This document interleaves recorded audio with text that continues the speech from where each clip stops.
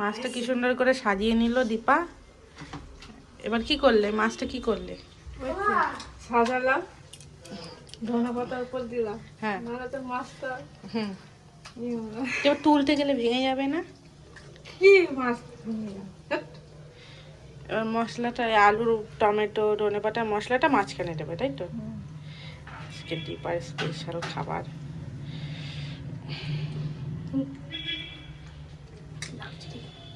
উফ, দীপা দেখেই তো আমার জিভ থেকে জল চলে আসছে।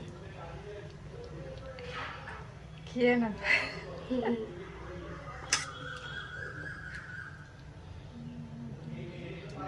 তা বলো কিছু। এই তো বাবা ডালের। এবার এবার কি করবে? কি দেবো? ননস্টিকের করা না তাওয়া, সিলভারের তাওয়া, না যেটা পরোটা করি সেটা দেবো? কি দেবো? যেটা তুমি রুটি করো না, যেটা আজকে মাজলে সকালে, ওটা দেবো? দিয়ে ওটাই ভালো হবে। ওটা না, তো সিলভারের তাওয়া নিলে পুড়ে যাবে না? গ্যাসটা কমিয়ে দে, ডালের গ্যাসটা কমিয়ে দে, ডালের গ্যাসটা কমিয়ে দে, ডালের গ্যাসটা কমা। তো ভাত খাবি কি দিয়ে?